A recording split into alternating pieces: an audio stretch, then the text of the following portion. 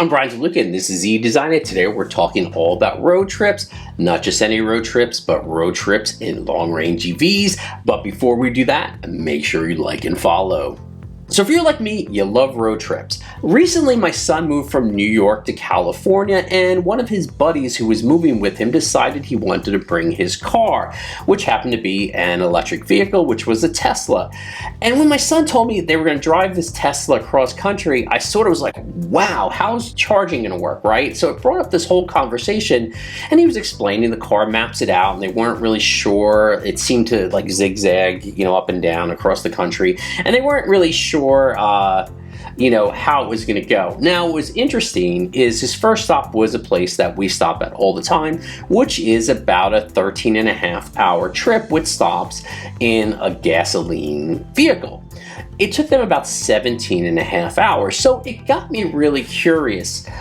In the electric vehicle, it took 17.5 hours. So it got me really curious, like how long was it going to really take them to make it cross country, and how many times were they going to stop? Now, of course, when you're driving cross country, you sort of lose track of things. You lose track about how many times you stop, you lose track for your privy brakes, things like that. You just lose track of time. So of course he didn't keep track of it. So I asked Chad to sort of do a comparison of how many times you would need to stop in an electric vehicle and a gas-based vehicle. I gave it some parameters. The rough trip from New York to Los Angeles was about 2,800 miles. They would be driving 60 miles an hour, right? Just to keep it fair, keep it even. And obviously both trips came across as about 47 hours of driving time. But I also asked, what are the conditions? Like, how many times would you need to stop? How long would it take to recharge or refuel your vehicle? And what would that look like in terms of the overall driving time? So for a gas-powered vehicle, it took into account it would take about 10 minutes to stop and refuel based on like locations and the time it actually took to get gas. And you would need to stop between 5 and 7 times over a 2,800 mile road trip, which would add roughly 50 minutes to 1.2 hours to the road trip. So as far as electric vehicles go, it was taking in a range of, it could drive roughly 300 miles on an 80% charge on the electric vehicles, and that would it would charge to.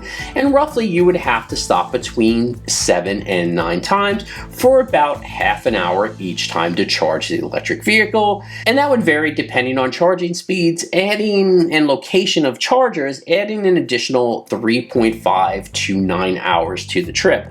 Now it was interesting when I asked my son how the trip went, right, when they finally got there. He said it took a while. It took them longer than they expected, but it was interesting because they got to see a lot of places they would have not normally seen if they were traveling cross country in a gas-powered vehicle, because they would just pull right off the interstate, get some gas and move on their way, where they were able to drive into, cities and more urban areas and see what the rest of the country looked like in between New York and California. So they actually enjoyed that part of the trip. So what are the overall times it would take to get from New York City to California when you take into consideration refueling and recharging the vehicle? For gas-powered cars, it would take between 47.8 and 48.2 hours. For an electric vehicle, it would take between 50.5 hours and about 56 hours. That's almost an 8-hour difference between the two at its max length. So these are just rough estimates. Think about it. They don't really take into consideration traffic or even the efficiency of the individual vehicle. Now, before you start leaving comments, I do believe we need to go to more green energy, such as solar, wind, the whole 9 yards. But here's my question. Are we really going to be able to do that in time for some of the regulations that have put into play?